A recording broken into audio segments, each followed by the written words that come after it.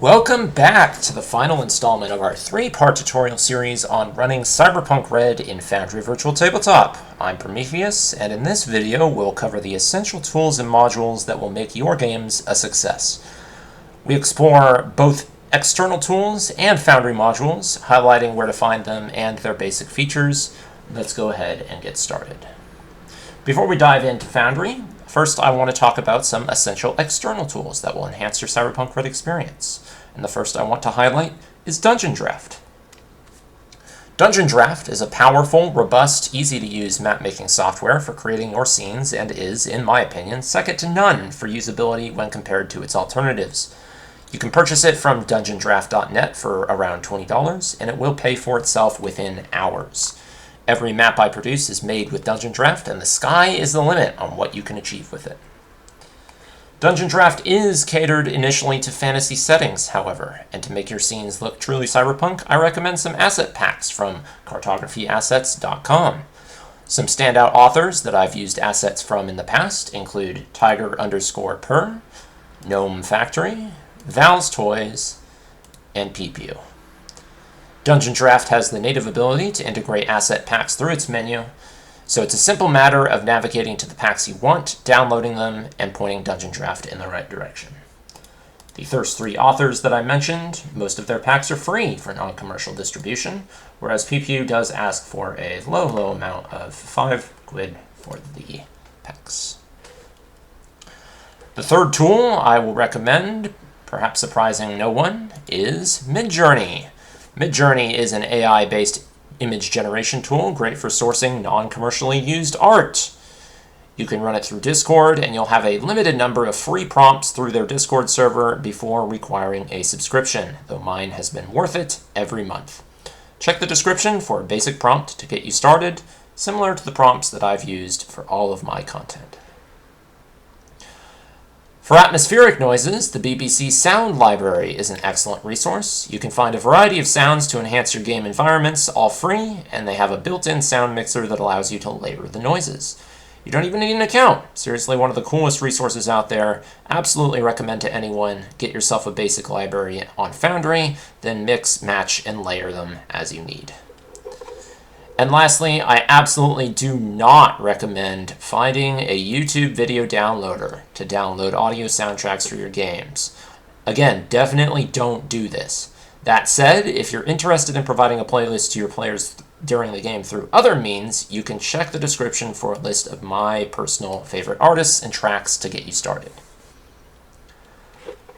Now that the external tools are out of the way, we're going to dive into Foundry modules that will enhance your Red experience overall. We'll start with the content modules by, oh, look at that, there by me.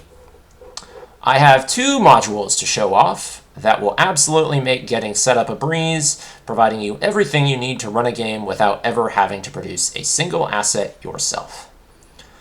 The first is the Night City Gang and Corp Mook Pack, which provides actors, items, homebrew rulings, and other tools for running your games without having to create everything from scratch. Also included are a suite of 10 pre-generated edge runners, wholly original, that can be run out of the box. You can access this content by importing it from the compendiums that are included with the module, and be sure to check out the included journals for context on how to use the mooks and the homebrews that help power them. Do note that when importing actors, you can try importing them all at once, but I recommend doing so individually or in groups to avoid issues with sheets refusing to open. If you've imported a sheet and you note that it isn't able to open, duplicate it. That should fix the issue. My second module is Ticket to the Afterlife. This module provides a full campaign with maps, environmental sounds, mooks, and journal entries. You can access the content via the compendium. If you click the adventure here, it will shortly open up the dialogue once it's loaded it. And that will allow you to import it from the adventure to get started. Just a moment here while we wait for it to load.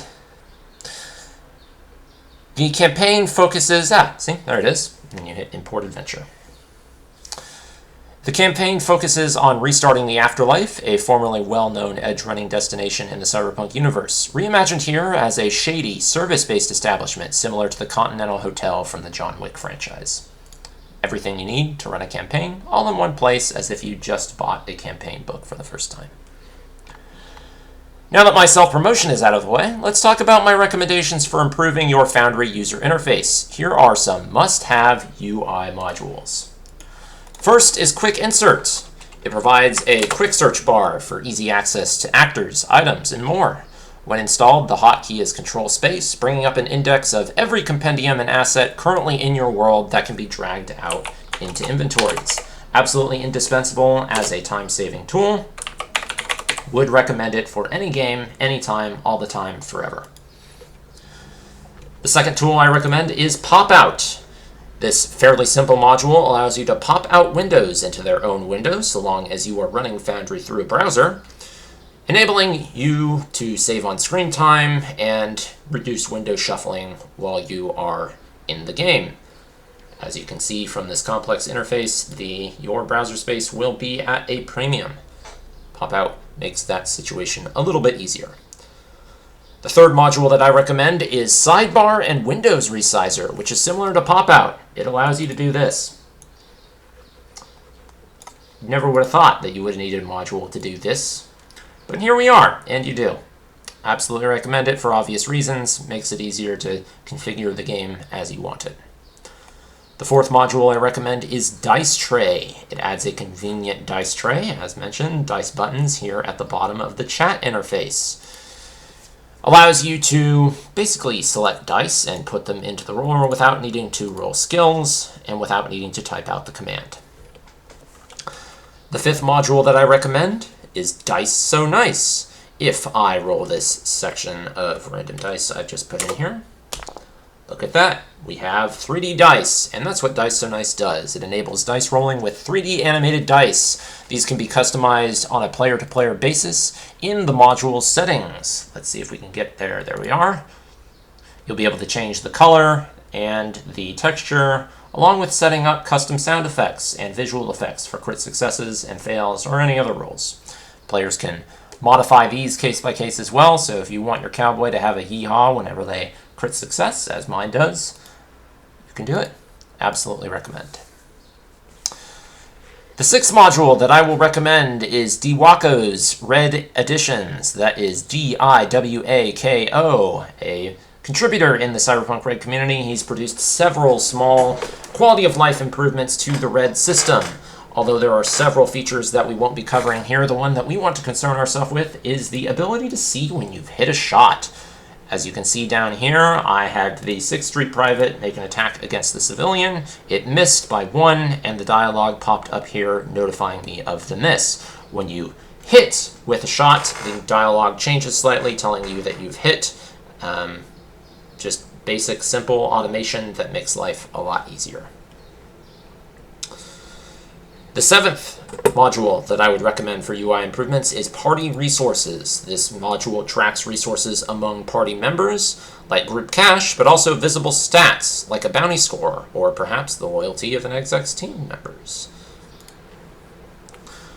The 8th module that I would recommend for UI improvements is Less Fog. This is a simple module that's hard to show the effect of, but what it effectively does is reduce the amount of fog of war that's on the screen for the GM at any given time. Just generally makes it a lot easier to roll anything. Well, it just makes it easier to do everything, I'm going to be honest. If you're running a game, you want less fog because it stops obscuring the screen while you have tokens selected. You'll note that the last time I was doing this, the lobby was fully blued out when I had a token selected. Now I can see the lobby. Makes life easier. 9th is pings. Foundry does have some ping integration by default, but it needs work.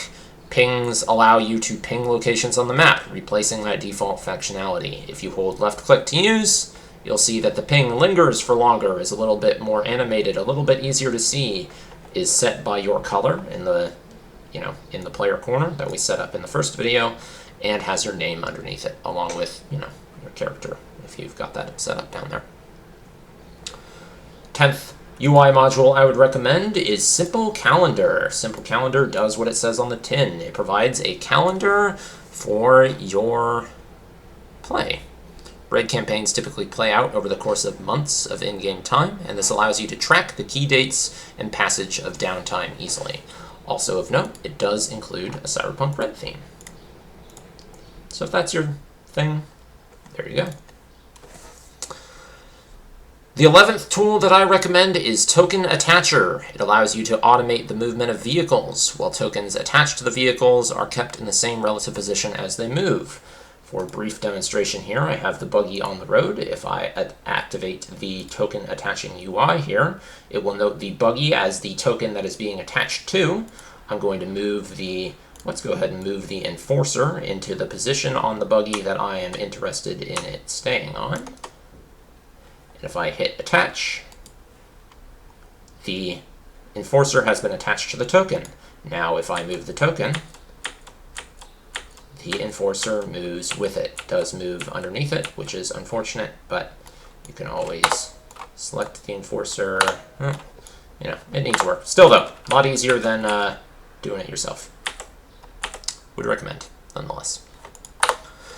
The last module that I would recommend is the Universal Battle Map Importer. It imports battle maps from various sources, but if you intend to use Dungeondraft, as I recommend, this module allows you to import using the custom format that the program itself exports to, that being Dungeondraft, preserving things like dynamic lighting and the placement of walls, windows, and doors. Utterly essential and a time-saving measure for anyone who's interested in making maps with any level of detail. We are cruising. Let's move on to my combat enhancements. For a more streamlined combat experience, I recommend 4 modules. First is Initiative Double Click. It provides the very simple functionality of allowing you to change initiative counts after you've rolled them. This does mess with the turn order a little bit sometimes, if it's the token that is being changed has the active turn, or will have the active turn, but overall, an indispensable piece of functionality for any GM that wants to make dynamic combat encounters. It does do a couple of other things, but this is the one that I'm interested in.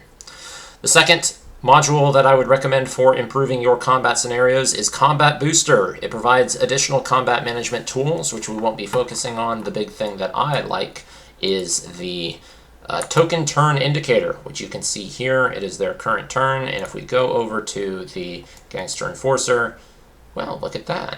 The next turn is marked.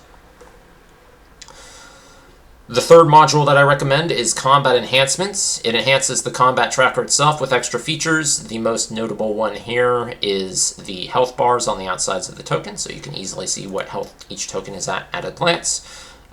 Just generally good to have.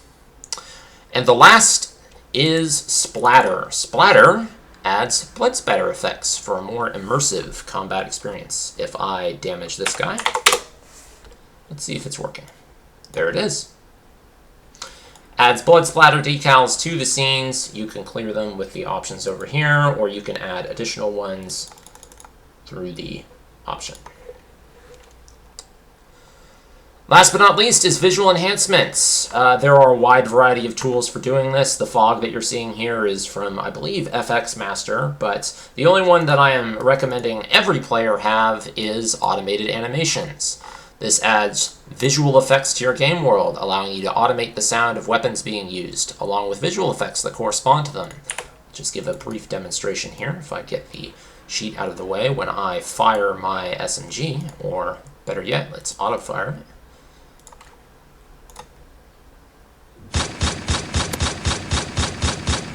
You'll note the visual effect, the audio cue, and the hit marker when it was fired. Now if we roll damage,